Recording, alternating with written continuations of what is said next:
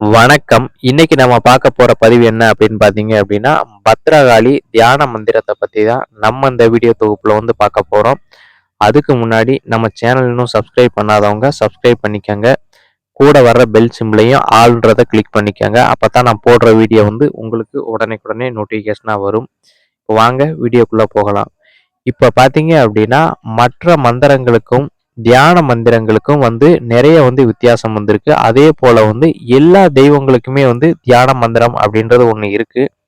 இதுல என்ன வித்தியாசம் அப்படின்னு பார்த்தீங்க அப்படின்னா, இப்ப நீங்க ஒரு தெய்வத்த எனக்கு இந்த தேவைக்காக அழைக்கிறீங்க. இப்போ ஒரு குறி சொல்லணும், இல்ல ஒரு மாந்திரீக காரியங்கள் பண்ணணும், இல்ல எனக்கு செல்வம் பெருகணும் அப்படின்னு ஏதோ ஒரு காரியங்களுக்கு அழைக்கிறீங்க அப்படின்னா, அந்த ஒரு காரியம் மட்டும் நடக்கும். ஆனா இது போல தியான மந்திரங்கள நீங்க தொடர்ந்து உச்சரிச்சுக்கிட்டு இருந்தீங்க அப்படின்னா, அனைத்து விதமாவே எல்லாமே உங்களுக்கு கிடைக்கும். இப்போ மாந்திரீக ரீதியாக நீங்க எதுவும் மாந்திரீக காரியங்கள் பண்றதா அப்படின்னாலும் சரி, இல்ல வேற எதுவும் பணம் இது மாரி சேரணும் அப்படின்னாலும் சரி, உங்களுக்கு அனைத்துமே கிடைக்கும். இதுல பார்த்தீங்க அப்படின்னா, இந்த மந்திரத்த தொடர்ந்து யாரு ஒரு நபர் உச்சரிக்கிறாங்களோ, அவங்க பார்த்தீங்க அப்படின்னா, துஷ்ட சக்திகளோட கண்களுக்கு இவங்களோட சொரூபம் பத்திரகாளி போலவே காட்சியளிக்கும். இப்ப ஏதோ ஒரு பேய் பிசாசோ, இல்ல வேற ஏதோ இவங்கள பாக்குது அப்படின்னா, இவங்களோட சொரூபம் பத்திரகாளி போலவே காட்சியளிக்கும். இந்த நபர் வேற ஏதோ ஒரு வீட்டடிக்குள்ள போனாங்க, ஒரு வீட்டு உள்ள போறாங்க அப்படின்னா, அந்த இடத்துல ஏதேனும் துஷ்ட சக்திகள் இருந்தது அப்படின்னா, அந்த இடத்துல இருந்து அது விலகி போயிரும். அதே போல இந்த நபர்கள் எந்த விதமான மாந்திரீக காரியங்கள் எதுவுமே பண்ண வேண்டியதில்ல. இப்போ ஒரு நபர் ஏதோ ஒரு மாந்திரீகத்தினால, எது ஏவல்னாலயோ, இல்ல வேற எதுனாலயோ பாதிக்கப்பட்டு வர்றாங்க. இவங்கள தேடி வர்றாங்க அப்படின்னா, இவங்க வெறுமன அந்த இத நீங்க தியானம் பண்றீங்க பார்த்தீங்களா? அந்த மந்திரத்த ஒரு 3 முறை சொல்லி பத்திரகாளிய மனதார நெனச்சு, அந்த விபூதிய பூச குடுத்தீங்க அப்படின்னாவே சரி, அவங்களுக்கு எல்லாமே சரியாயிரும். அதே போல இவங்க வேற எதுவும் துஷ்ட சக்திகள போய் விரட்டுறாங்க. இப்ப ஒரு நபருக்கு பேய் பிடிச்சு இது போலலாம் விரட்டுறாங்க அப்படின்னா, உடனடியாக அந்த இடத்த விட்டு போயிரும். நான் முன்பே சொன்னது போல தான், இவங்களோட சொரூபம் பத்திரகாளி போலயே காட்சியளிக்கும். அதனால அந்த இடத்த விட்டு உடனடியாக விலகி போயிரும்.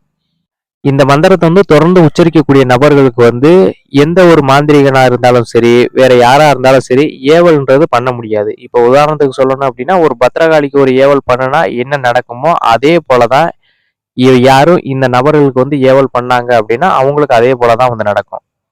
இவங்க எதுவுமே பண்ண வேண்டியதில்ல. ஆட்டோமேட்டிக்கா அதுவே நடக்க ஆரம்பிச்சுரும். இப்போ எந்த நபர் ஏதாவது ஒரு தெய்வத்த வச்சு தான் ஏவல் பண்ணுவாங்க, இல்ல ஒரு துஷ்ட சக்திய வச்சு தான் ஏவல் பண்ணுவாங்க. அதுவே பார்த்தீங்க அப்படின்னா, அந்த அனுப்புன மாந்திரிகரே திருப்பி அடிக்கும்.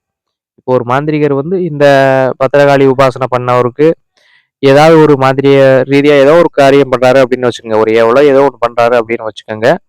அந்த தெய்வமோ இல்ல ஒரு துஷ்ட சக்தியோ பார்த்தீங்க அப்படின்னா, அவரே போய் திருப்பி அடிக்கும். அந்த அளவு பார்த்தீங்க அப்படின்னா, இது அந்த அளவு சக்தி வாய்ந்தது. இந்த நபர்கள் இந்த உபாசனை பண்ண நபர்கள் ஒரு வீட்டுக்குள்ள போறாங்க. ஒரு வீட்டுக்குள்ள போறாங்க அப்படின்னா, அந்த இடத்துல தெய்வீக சக்தி இருக்கா? இல்ல துஷ்ட சக்திகள் இருக்கா? அப்படின்றது இந்த தெய்வமானது உணர்த்தும். அது எப்படி உணர்த்தும்னு பார்த்தீங்க அப்படின்னா, இப்ப ஒரு வீட்டுக்குள்ள போறாங்க அப்படின்னா, அந்த இடத்துல வேற ஏதாவது துஷ்ட சக்திகள் இருக்குது அப்படின்னா, அந்த இடத்துல மனது படபடன்னு இருக்கும். அதே போல உங்க மனது சஞ்சலப்படும். அதே போல தெய்வீக சக்தி அந்த இடத்துல இருக்குது அப்படின்னா, ஒரு மன சந்தோஷம் இருக்கும். இப்ப உதாரணத்துக்கு சொல்லணும் அப்படின்னா, இப்ப நீங்க வெளி இடங்களுக்கு போறதுக்கும், ஒரு கோயிலுக்கு போறதுக்கும் ஒரு வித்தியாசம் இருக்கும்ல. அதே போல தான். அங்க கோயிலுக்குள்ள போனீங்க அப்படின்னா, ஒரு மன அமைதி கிடைக்கும். அதே போல தான் இந்த பத்திரகாளியானது இதே போல தான் உணர்த்தும். இத நீங்க முதல் முதலாக என்னைக்கு பண்ணணும் அப்படின்னு பார்த்தீங்க அப்படின்னா, ஒரு அமாவாசை நாளன்று முதல் முதலாக பண்ணுவது ரொம்ப சிறப்பா இருக்கும். இல்ல அப்படின்னா, உங்கனால மற்ற நாட்கள்ல பண்ண முடிஞ்சது அப்படின்னாலும் பண்ணுங்க. அதே போல இது போல மந்திரங்கள உச்சரிக்கக்கூடிய நாள் வளர்பிறை நாட்கள்ல உச்சரிங்க. குரு மூலியமா சொல்லப்பட்டிருந்தது என்ன அப்படின்னு பார்த்தீங்க அப்படின்னா, இத பூஜை அறையிலேயே வச்சு வழிபடலாம் அப்படின்ற மாரி சொல்லியிருக்கிறாங்க. பூஜை அறை அதுவும் தனிப்பட்டதா கொஞ்சம் இருக்கணும். ஏன்னா, அந்த கொஞ்சம் குடும்பத்தோட இருக்கிறவங்க, இது போல இருக்கக்கூடிய ஒரே வீட்ல எல்லாம் ஒரே இதா இருப்பாங்க. அப்படி இல்லாம பார்த்தீங்க அப்படின்னா, இதுக்கு கொஞ்சம் பூஜை அறை கொஞ்சம் தனிப்பட்ட அறையா கொஞ்சம் இருக்கணும். இதற்கு நீங்க வெறுமனே ஒரு பத்திரகாளியோட படம் இருந்தாவே தாராளமா வைங்க. அதுவே போதுமானது. அதற்கு வந்து அர்ச்சனை பண்றது பார்த்தீங்க அப்படின்னா, செவ்வரளி மலர்களால வந்து அர்ச்சனை வந்து பண்ணுங்க. அதற்கு அடுத்தபடியா பார்த்தீங்க அப்படின்னா, நெய் தீபம் வந்து ஏத்துங்க. அப்படி நெய் தீபம் ஏத்த முடியல அப்படின்னா, பஞ்சதீபம் இது வந்து ஒரு சிறப்பானது. பஞ்சதீபம் வந்து ஏத்துங்க. உங்களால எது உங்களுக்கு வசதியா இருக்குதோ, அதுக்கு தகுந்தது போல வந்து ஏத்திக்கங்க. நீங்க பார்த்தீங்க அப்படின்னா, விரிப்பு ஏதாவது ஒண்ணு விரிச்சு வந்து அமருங்க. இல்ல அப்படின்னா, கோணி சாக்கு. இது பார்த்தீங்க அப்படின்னா, சணல் சாக்குன்னு சொல்லுவாங்க. கோணி சாக்குன்னு சொல்லுவாங்க. அந்த ஆசனத்துல வந்து அமருங்க. இது வந்து ஒரு ஒரு சாக்கு வந்து வாங்கிக்கங்க. அதே போல வந்து உங்களுக்கு வந்து எப்படி வந்து உடல் வலி இல்லாம எப்படி உங்களால அமர முடியுமோ, அதே போல வந்து அமருங்க. இப்படித்தான் வந்து அமரணும் அப்படின்றதெல்லாம் வந்து கிடையாது. நீங்க பார்த்தீங்க அப்படின்னா, முதுகு தண்டு மட்டும் நேரா வந்து இருக்கணும். இந்த மந்திரங்கள்ல எந்த மந்திரத்த வந்து உச்சரிக்கும்போது வந்து முதுகு தண்டு வந்து நேரா இருக்கணும். மந்திரம் பார்த்தீங்க அப்படின்னா, நான் வந்து ஸ்க்ரீன்ல வந்து குடுத்துருக்கிறேன்.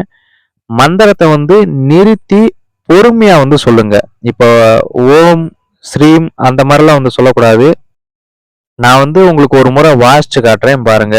ஓம் ஸ்ரீம் க்ரீம் க்ளீம் ஸ்ரீம் பத்ரகாளியே நமோ நமக. அது போலயும் வந்து உச்சரிக்கலாம். அதே போல வந்து நமக அப்படின்றதையும் வந்து உச்சரிக்கலாம். மந்திரங்களை வந்து எண்ணாதீங்க. இப்ப ஒரு சில நபர்கள் வந்து 108 முறை, 1008 முறை அப்படின்றது வந்து எண்ணுவாங்க. அது போல வந்து எண்ணாதீங்க. ஏன் அப்படின்னா, உங்களோட சிந்தனைகள் வந்து அந்த எண்றதுலயே வந்து குறியா போயிரும். அந்த மந்திரத்துல அது போல வந்து இது போல தியான மந்திரங்களை வந்து உச்சரிக்கக்கூடிய நேரத்துல வந்து அந்த தெய்வத்தை வந்து நல்லா வந்து முழு மனதோட வந்து நினைச்சுதான் அதற்கு அடுத்தபடியாதான் இந்த மந்திரத்தை வந்து உச்சரிக்க ஆரம்பிக்கணும். உங்களோட மனசு வந்து அந்த இடத்துல வந்து சஞ்சலப்படக்கூடாது. நான் முன்னாடி சொன்னது போலதான் அந்த தெய்வம் வந்து இப்போ ஒரு துஷ்ட சக்திகள் பாக்குது அப்படின்னா உங்களோட சொரூபம் வந்து எப்படி அந்த தெய்வம் போல வந்து காட்சி அளிக்குதோ, பத்திரகாளி போலவே வந்து காட்சி அளிக்குதோ, அதற்கு வந்து நீங்க வந்து தகுதியான ஆளா இருக்கணும். உடல் சுத்தத்தோட மன சுத்தம் வந்து ரொம்ப வந்து அதிகமா இருக்கணும். எந்த ஒரு தீய எண்ணங்கள் இது போலலாம் வந்து காம எண்ணங்கள் இது போலலாம் வந்து இருக்கக்கூடாது. அதே போல வந்து ஒரு 1008 ஊரு, 10,008 ஊரு குடுக்கணும் அப்படின்றதெல்லாம் கிடையாது. உங்கனால எவ்வளவு முடியுமோ அந்த அளவு வந்து குடுத்தா போதும். ஒரே நாள்ல வந்து 10,008 ஊரு குடுக்கணும், 1,00,000 ஊரு குடுக்கணும் அப்படின்றதெல்லாம் கிடையாது. உங்களால வந்து எவ்வளவு குடுக்க முடியுமோ அதே போல வந்து குடுங்க. இந்த பூஜைய பார்த்தீங்க அப்படின்னா, இரவு வேளையில வந்து பண்ணுங்க. இரவு வேளையில பண்றது வந்து ரொம்ப வந்து சிறப்பா இருக்கும். முதல் விஷயம் வந்து மனது வந்து ஒருநிலைப்படணும். இது வந்து நல்லா ஒண்ணு தெரிஞ்சுக்கங்க. இந்த பூஜைய பண்றீங்க அப்படின்னா, ஒரு ஒரு 10 நாள் அதற்கு முன்னாடியே வந்து நல்லா வந்து தியானம் பழக ஆரம்பிங்க. தியானம் பழகுறது பார்த்தீங்க அப்படின்னா, நம்ம ஆரம்பத்திலேயே வந்து இந்த சேனல்லயே வந்து ஆரம்பத்துல வந்து குடுத்துருப்பேன். அத வந்து பார்க்காதவங்க பார்த்து வந்து தெரிஞ்சுக்கங்க. அதே போல வந்து இந்த பூஜைய வந்து நீங்க ஒரு வெளி இடங்கள் இப்போ ஒரு வீடு தனியா இருக்குது. பூஜை அறை வந்து தனியா இருக்குது அப்படின்ற பட்சத்துல வந்து முடிஞ்சது அப்படின்னா ஒரு அசைவ படையல் வந்து போடுங்க. நல்லா வந்து கேட்டுக்கங்க. வீடு தனியாவும், பூஜை அறை வந்து அதற்கு இதுக்கு சம்மந்தம் இல்லாம இருந்தது அப்படின்னா, உங்களால முடிஞ்சது அப்படின்னா அசைவ படையல்கள வந்து வைக்கலாம். அதனால ஒண்ணும் தப்பு கிடையாது. அது பார்த்தீங்க அப்படின்னா, அந்த ஈரல், தலை இதெல்லாம் வந்து சுட்டு வைங்க. ஒரு கோழி வந்து பலி குடுத்து வைக்கிறீங்க அப்படின்னா, இது போல ஈரல், தலை வந்து சுட்டு வைங்க. இல்ல நான் வந்து வீட்டுக்குள்ள வந்து பண்றேன் அப்படின்னா, படையல் உங்கனால வைக்க முடிஞ்சது அப்படின்னா வைங்க. இல்ல அப்படின்னா, பழங்கள் வகைகள் வந்து வைங்க. வீட்டுக்குள்ள நீங்க வந்து பண்றதா இருந்துச்சு அப்படின்னா. வீட்டுக்குள்ள வந்து அதுவும் பார்த்தீங்க அப்படின்னா, ஒரு தனிப்பட்ட பூஜை அறையா வந்து இருக்கணும். இல்ல அப்படின்னா, ஒரு சாதம் வகைகள் வந்து வைக்கலாம். முடிஞ்ச வரையும் பார்த்தீங்க அப்படின்னா, பழங்கள் வகைகளே வந்து வைங்க. பலாப்பழம், அன்னாச்சி பழம் இது போல கொஞ்சம் வாசனை வரக்கூடிய பழங்கள் வந்து வைங்க. நீங்க வந்து பார்த்தீங்க அப்படின்னா, ஒரு அசைவ உணவுகள வந்து சாப்பிடுறதா இருந்தாலும், நீங்க வந்து தாராளமா வந்து சாப்பிடலாம். இதற்கு வந்து கட்டுப்பாடுகள் வந்து கிடையாது. அதுபோல வந்து விரதம் இருக்கணும் அப்படின்றது வந்து கிடையாது. சாப்பாட்ட வந்து கொஞ்சம் வந்து குறைச்சுக்கங்க. அது எப்போன்னு பார்த்தீங்க அப்படின்னா, இப்ப இரவு நேரத்துல வந்து பூஜை பண்றீங்க அப்படின்னா, ஒரு 1/4 வயிறு தண்ணி, ஒரு 1/4 வயிறு உணவு. இது போல வந்து எடுத்துக்கங்க. ஏன்னா ஃபுல்லா சாப்பிட்டீங்க அப்படின்னா, உங்களோட மனது வந்து ஒருநிலை வந்து படாது. நீங்க மற்ற நேரங்கள்ல வந்து நல்லா சாப்பிட்டுக்கங்க. ஆனா, அந்த பூஜை பண்ணக்கூடிய நேரங்கள்ல வந்து இப்ப நைட்டு பண்றீங்க அப்படின்னா, ஒரு சாயங்காலமே வந்து ஓரளவுக்கு வந்து சாப்பிட்டுக்கங்க. ஏன்னா, இரவு வேளையில வந்து இது பண்ணீங்க அப்படின்னா, முக்காவாசி பார்த்தீங்க அப்படின்னா, நல்லா ஃபுல்லா சாப்பிட்டுட்டீங்கன்னா, பொதுவாவே வந்து தூக்கம் தான் வரும்.